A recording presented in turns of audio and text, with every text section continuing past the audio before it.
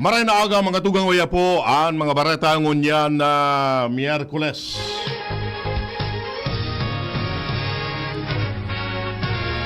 Enot sa headlines kan mga bareta. Sa lado lokal, Ligao City Mayor Fernando Gonzales nagsumitir ni COC bilang reeleksyonistang alkalde sa Ligao City. Princess of the Universe 2024, Ana Katarina Go Kaufman, tinawan ng pagmidbid kan sanggunian panglalawigan kan Albay. Financial Awareness Seminar and the Small Management Training kan Department of Migrant Workers Bicol naging matriumpo. Sa lado nasyonal, lay para sa domestic production as in manufacturing ng defense assets pirmado na ni Marcos. Pugo operation na dai masunod sa December 15 deadline ipapakandado kan bagong DILG Secretary.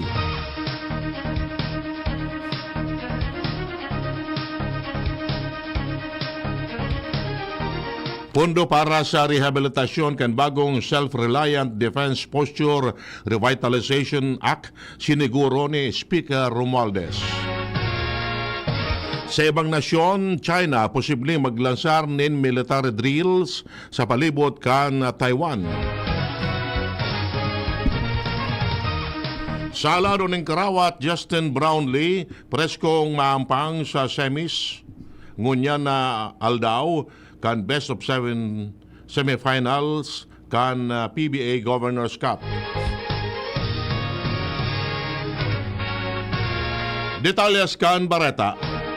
Enot sa lado lokal. Ang baretang ini hatod sa Indokan. Plemex. Pag may ubo o hika, Plemex agad. Basta lagundi, Plemex. Nakapagsumitir ng Certificate of Candidacy sa Comelec Ligao si incumbent Ligao City Mayor Fernando Gonzales bilang reeleksyonista sa pagkaalkalde ka nasabing syudad. Sa pakikipag-uron kan DCGB News kay Gonzales, sinabi kani na oras na matawan nin ikaduwang oportunidad na maging pamayo kan Ligao City.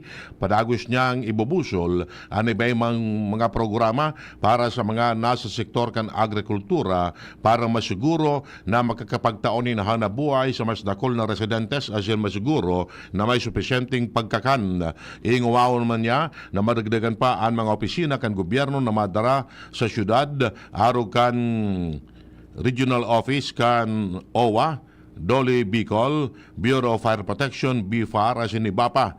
Dagdag pa ni Gonzales na sa iyang presenting termino, dakulang tabang ang tandem ninda ni Albay 3rd District Congressman Didi Cabredo dahil ang tamas dakol na oportunidad na itao sa tawo. Sinabi kan alkalde, nasa ngunyan dahil pa siya itutuon na gobernador sa pagsasabing alat tunindang matapos ang filing kan COC asin i-assess kung si Isay sa mga nag-aspirar ang may kapareho nindang kaisipan, pareho mga plano, programa asin serbisyo sa mga nasasakupan. Ang running mate ni Gonzales, si JP David, mientras na konsyalman sinda Steve Gonzales, Ana Manlangit, Felipe Alday, Ted Rasadilla, Amado Manlangit, Joey Cañaveral, Sherwin Kising, Shane Chua, asin Jonah Peñalosa. Ang baretang ini hatod sa Indokan Mega One. Ang Mega One ay may 21 sangkap para matulungan ka sa iba't ibang karamdaman tulad ng diabetes, high blood, stroke, arthritis, kidney failure, cancer, viruses, at iba pa. Tumawag kay Doc Joey Bitito sa 0998-975-8121 or 0917-853-8933. Tinawan ni pagmidbid kan sanggunian pang lalawigan kan Albay si Ana Katarina Go Kaufman tubong Ligao City matapos na makuha ang titulong Princess of the Universe 2024 sa ganibong competition sa France. Sigun kay Vice Gobernador Glenda Bongao sa paagi kan sarong resolution na ipinasar sa Junta Provincial pigmimidbid ninda ang honra na itanaw ni Kaufman sa Albay. Bago ang international competition, si Kaufman nakoronahan bilang Princess of the Universe Philippines 2023 first runner-up. Ibinida niya sa pangkinaban na kompetisyon ang sayang advokasya sa diretsyo kan mga kaakian mantang padagos ang koordinasyon kani sa Home of the Angels PH as iniba pang organisasyon na nag-aataman sa mga aki na dainin pamilya.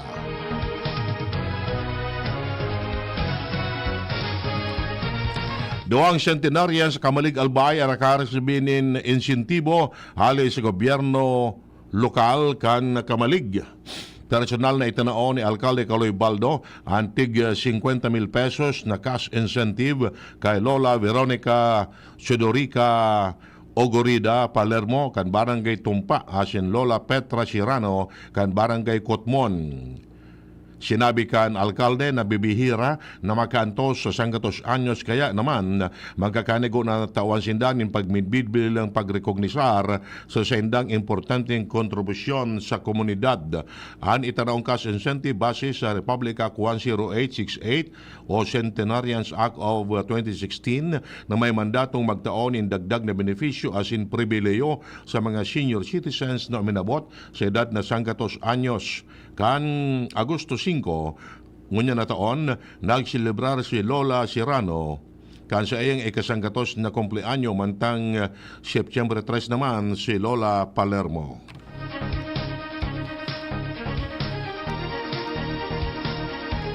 Naging matrayumpo ang ginibong Financial Awareness Seminar and Small Business Management Training kan Department of Migrant Workers Bicol para sa 14 overseas Filipino workers sa reyon.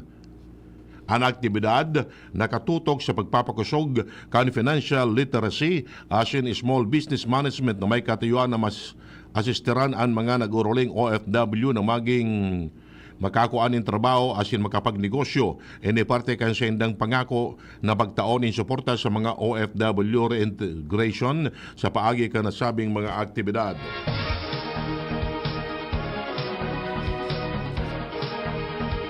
Pinaunahan kasuwapon ang tulong aldaw na regional conference mananong sa role of women in the police force sa Legazpi City. Ang aktibidad maduras sa good sa aga asin inatinderan nin mga babaeng kasurugkap sali sa mga city asin municipal police station sa Rion. Katuyuan kaning mapakasog asin matawan ni mas maiwas na kaaraman ang mga kapulisan sa Rion mananong sa sendang signifikanteng kontribusyon sa law enforcement sa Kabikolan. Dako laman ang papel kan babaeng pulis sa pagpromotir nin community safety, pagpapakusog kan konfiyansa sa publiko, pagsimbag sa mga social issues maging ang gender-based violence asin community engagement.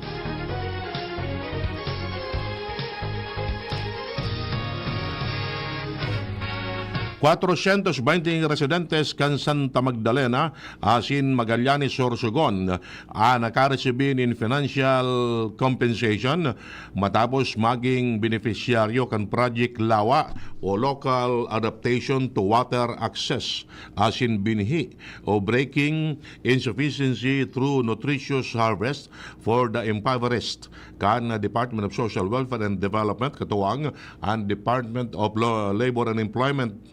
Sigun sa ahensya, 3.4 milyones pesos ang naitaodigdi matapos ang 20 aldaw na cash for training and work program. Ang Project Lawa asin binhi may katuyuhan na makapagtaon ng asistensya sa mga pamilyang naapektaran kan paborobagong sitwasyon kan panahon asin masimbagan ang food security asin kakulangan ng tubig sa riyon. Kaya para sa mga natauan in ayuda ang mga pamilyang paraoma parasira, miyembros kan indigenous people, asin iba pang vulnerable group na namidbidan sa paagi kan listahan ng 3 o Local Social Welfare Assessment.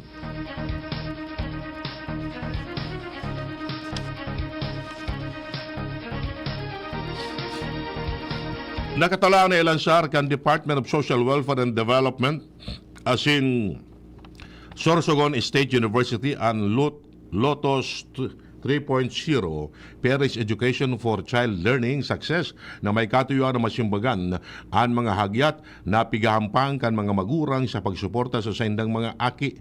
Sigon sa DSWD Bicol, ang Project Lotus o Localized Tutorial Services ang pigdisenyo para magkaiguan in Community-Based Volunteer Tutors Academy for Parents o Teacher Ko Si Nanay, Teacher Ko Si Tatay, kung saan 8 simanang aktibidad para mapahiwas ang kaaraman kan mga magurang mananangod sa pagtalubo kan mga aki, learning behavior as in teaching strategies. Sigon kay Sorsogon State University President Dr. Geraldine De Jesus na proyekto ang pinuunan ninda kan 2019 kung saan nagkaiguaning tutorial sa mga harong na nagtatabang sa mga magurang na magiyahan asin matabangan ang sendang mga aki.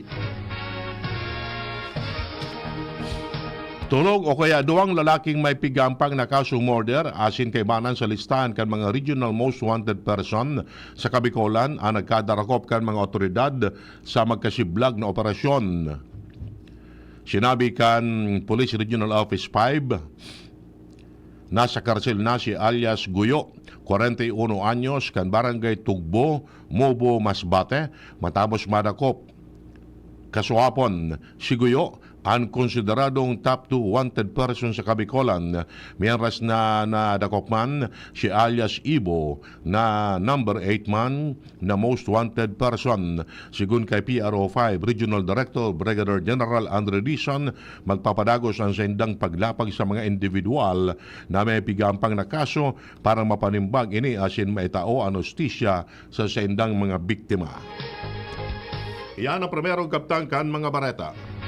Ang iba pa pagkatapos kani. At ngayon, ang pinakabago, ang pinaka-epektibong food supplement na mabusising ginawa sa Amerika at matapos ang 3 taon, aprobado na ng FDA. Mega One, ang evolusyonaryong produkto na nagtataglay ng 21 natural na mga komposisyon na nakatutulong upang palakasin ang immune system at ang ating kalusugan. Para sa karagdagang impormasyon, Maaaring pumunta kay Doc Joey Bitito sa Barangay 18, Cabangan West, Legazpi City, kaharap lang ng Bangko Sentral ng Pilipinas. O tumawag sa 0998-975-8121 or 0917-853-8933 para sa free consultation sa natural medicine. bisitahin din ang aming Facebook pages, Mega One-Superfood at NHC Bayanihan Official. Mega One, evolusyon para sa kalusugan. At talagang tuwang-tuwa ka pa sa pagligo sa alulod, ha? Umuwi ka ngang bata ka at maligo? Maghugas ka ng maigi ha. Galing ka ba sa bukid eh? Hugasan mo yung kutsara bago mo gamitin. Baka naihian niya ng daga. Walang pinipiling lugar ang leptospirosis. Sa school, sa daan, kahit pa sa iyong tahanan. Maglinis, magmasid, mag-ingat. Labanan ng leptospirosis. Kung may posibleng exposure, konsul tayo sa pinakamalapit na health facility. Para sa libreng konsulta at reseta, tumawag sa DOH Hotline 1555, press 2. Ubo, premang nakabara, hirap sa paghinga. Dapat may dalang ginhawa. Kaya lagi kong bitbit, Plemex Forte Capsule. Ang Plemex Forte Capsule ay gawa sa halamang lagundi. Ginhawa sa ubo at hika. Magaan dalhin, madaling inumin. Plemex Forte Capsule. Basta lagundi, Plemex. Vitex Nagundo L is the generic name of Plemex Forte. If symptoms persist, consult your doctor. Tanggal ang plema, tigil ang ubo. Maluwag ang paghinga sa Plemex Forte. Basta lagundi, Plemex. Ang Plemex Forte Lagundi Capsule ay mabibili sa pangunahing butika o drugstore na malapit sa inyo. Itong dahilan kaya lamang ang may tapang. Pinakalang dehado yung palalyamado. Ito ang tunay na never say die. Saya na tama ay tunay. Itaas ang tagay. Kabarangay. Drink responsibly. Ginebra San Miguel, lamang ang may tapang sa One Ginebra Nation. Kapag nagkakaedad na, mas importante ang proper lifestyle. Jogging tayo pa. Sige nak! Maliwanag ang benepisyo ng tamang pagkain at ehersisyo, kasama pa ang pag-inom ng Optin.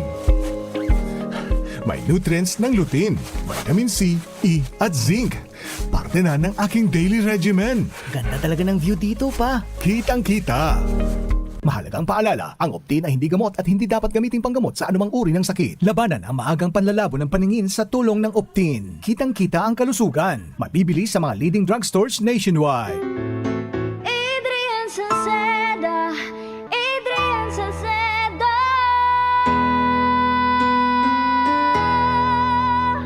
Padagos ang pagtabang niya sa sato padabata.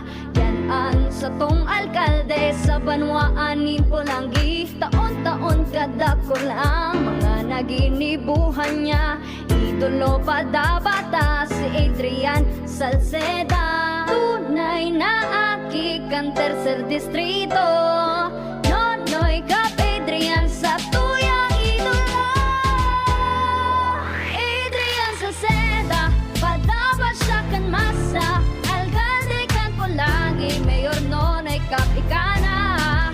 Adrian Salceda, pag-asenso na matita. Banuan kan Pulangi kay mayor Nonoy Kap. DCGB Barreta alas 7. Barreta alas 7.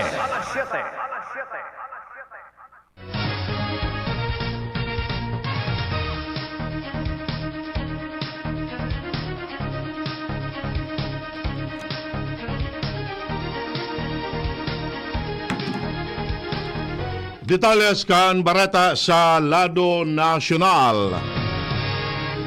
Sa raw ng lay, a Republic Act 12024 o ang Self-Reliant Defense Posture Revitalization Act matapos pirmahan ni Presidente Bongbong Marcos. Ang lay sa mga prioridad kan Marcos administration na may kamautan na masiguro ang sufficienting defense asset asin hardware sa paagi kan pagmukna ng domestic production asin manufacturing seriman ang pagtindog ni National Defense Industry. Sa paagi kan bagong lay, matatawan in preferensya ang mga Filipino-owned enterprises para mag-develop, mag-serbisyo, asin mag-operate sa nasyon sa paagi kan military technology, mga armas asin mga bala, asin iba pang military equipments asin materials. Sinabi ni Marcos na sa paagi kan bagong lay, makakatipid ang gobyerno dahil daina nakadepende sa pagbakal sa ibang nasyon. Sinabi ni Marcos na ang National Industry Development Plan ang magsisilbing giya sa molde sa defense sector sa mga maabot na aldaw. Kaya banan sa mga prioridad iyo ang produksyon ng mga saradit na armas asin tactical vehicles sagkod sa mga sopistikadong sistema.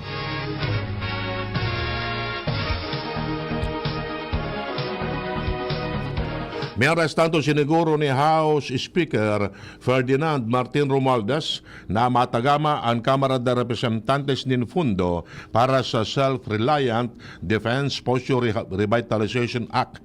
Ang bagong lay na napirmahan ni Presidente Bongbong Marcos.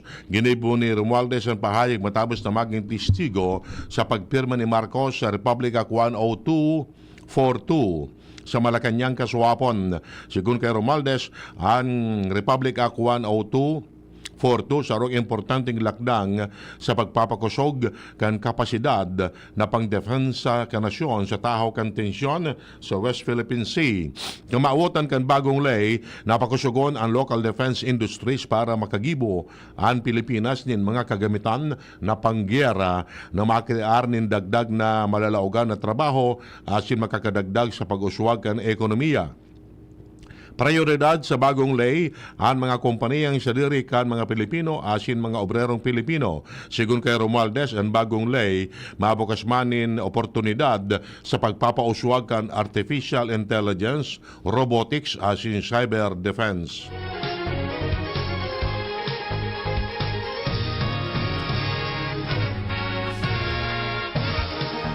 Bibisitahon saro-saro asin ipapakandado ni DILG Secretary Junvic Remulla ang Philippine Offshore Gaming Operators o PUGO na masunod sa December 15 deadline.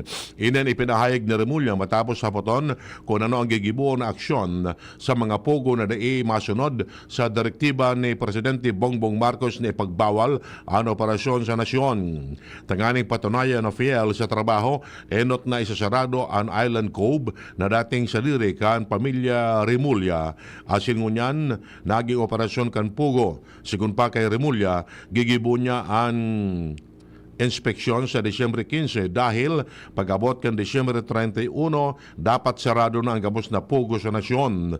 Sinabi pa kan bagong DILG Secretary na dahil siyang pakiaram kung inchik o Pilipino ang nagpapadalagan kan pugo sa nasyon basta ang importante masunod ang direktiba kan Presidente na mawara na ang gabos na operasyon kan pugo sa Pilipinas. Dahil man makalusot sa DILG ang posibilidad na magsalida ng pangaran ang sarong kompanya ng pugo para makapagpadagos kan operasyon dahil magkakaigwan ng paninimbagan digdi ang mga opisyales lokal.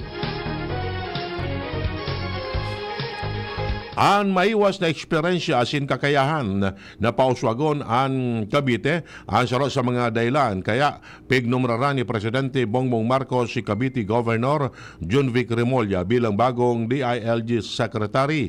Inipahayag ni Marcos matapos manumpa kasudma sa sayang bagong ang bagong DILG Secretary. Sigun sa Presidente, kwalifikado si Remulla para pamahalaan ang mga hagyat sa saro sa mga importanteng trabaho sa gobyerno. Sinabi ni Marcos na ikaipuan tawan ni marching order si Remulla dahil aram na kaini ang mga gigibuon kung paano magiging ligtas ang mamanuaan sa sendang mga arong asin maging pangenot na frontliner sa serbisyo ang mga gobyerno lokal. Sinabi ni Marcos na ang saro sa dakulang patunay digdi iyo ang nagibo ni Remulla na maging economic powerhouse ang Cavite.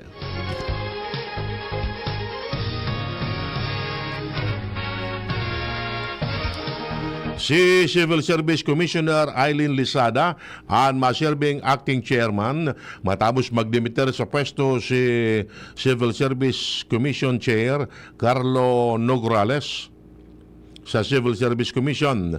Sigun kay Presidential Communication Office Acting Secretary Cesar Chavez, susugsalay kung nagdimitir ang pamayo ang senior member kan CEC ang acting chairman base sa Executive Order 292 o Administrative Code.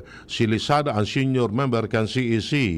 Si Nograles na may anom na fixed term nagdimitir kan Lunes dalanta ini mga kandidato sa Davao City.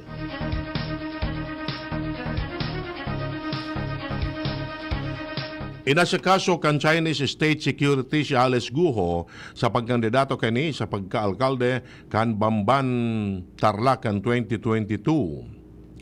Ini ang pahayag ni Wang Fogi, amigo asin dating cellmate ni self-proclaimed Chinese spy Xi Jiang. Ini ang pahayag ni Wang sa entrevista sa iya kan opisina ni Senador Risa Ontiveros, pamayo kan Senate Committee on Women, Children, Family Relation and Gender Equality sa paagi kan video teleconferencing.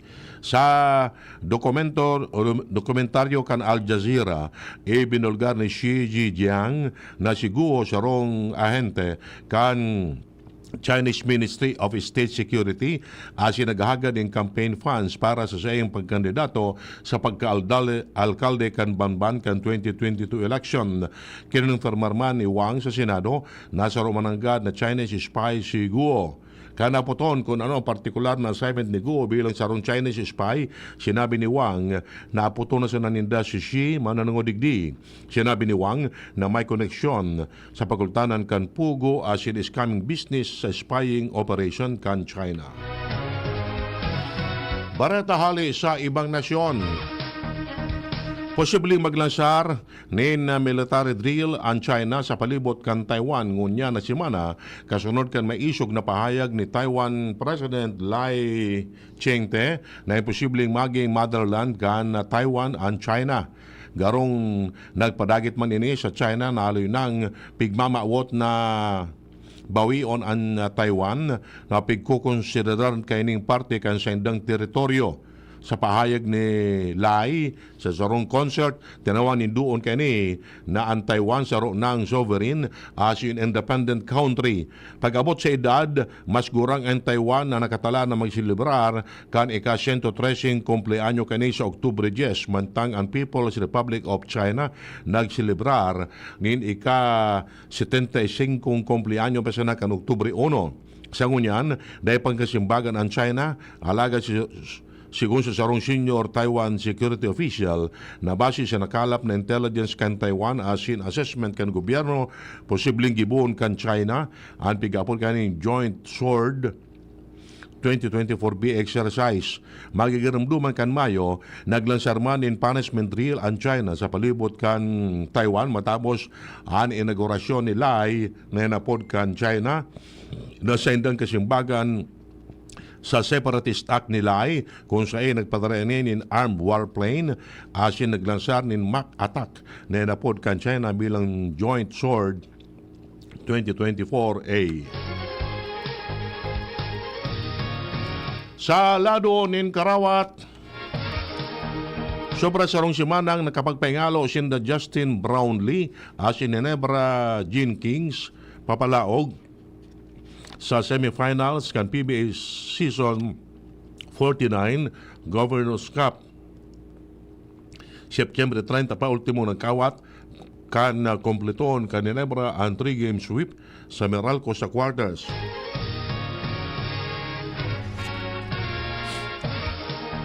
Nasagad sa 5 kawat ang San Miguel Beermen bago ipinagpag ang Converge Fiber Sections kan Domingo sa separado kaning serye. Haros din na nakapagpahingalo sina Junmar Fajardo, CJ Perez, Marcio Lassiter asin Jericho Cruz, pero mapapalaban naman sa soropang pukpukan na serye. Game 1 kan best of 7 ngunyan na Miyerkules sa Philly Sports Arena. Enot sa doubleheader ang SMB Ginebra, mantang sa nightcap naman ang salpukan kan Rain or Shine Elasto Painters kontra Talk and Text Tropang Giga. Ultimo sa detalles kan Bareta ang kabugtakan kan panahon, nasa linya ang Pag-asa. Marahay na aga sa tuyaga boss, ini ang kamugtakan kan sa tuyang panahon ngayong Miyerkules, October 9, 2024. Northeasterly surface wind flow o daloy ng hangin mula sa hilagang silangan ang nakakaapekto sa parte kang extreme northern Luzon. Samantala, may sarong bagyo ang binabantayan sa luwas in Philippine Area of Responsibility na may rayong 2,605 km northeast of extreme northern Luzon. Ini ay wala man direktang epekto sa satuyang bansa. Tigdi sa Kabikolan, bahagyang mapanganuron sagot sa mapanganuron na kalangitan na may pulupulong paguran, pagkilat at pagdaguldol, darakang localized thunderstorm at mamamatayan. Maluya sagot sa moderatong duros, hali norteng sirangan, pasiring norteng sulnupan na magiging norteng sulnupan, pasiring sulnupan at mamamatayan asin banayad sagot sa katamtamang pag-alon kan kadagatan. Ang satuyang temperatura sa maghapon poon sa 24 degrees Celsius hanggang 33 degrees Celsius. Nagsirang ang aldaw kasabagong 5:35 kiaga, asin masulnok naman at tiyanin 5:30 p.m. Yan lang po, ako si Alma Barona, hali digdi sa DOST Pag-asa Legazpi, marahay na aldaw po.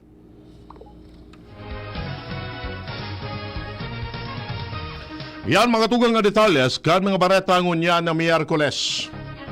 Sa pangaran kan mga pagiriba, Mardila, Angel Mustasa sa Newsbase, Ramir Tanay sa Lado Technical, si Riman na Pag-asa. Ako po ang nagatod kan Bareta. Edwin Teral na nagsasabing salamat kan sa indong pag-antabay. Masunod na si Mr. M. Yan ang DCGB Bareta alas 7. Abangan giraray sa aga. An hapon, masunod na pagkalipas lang kaini.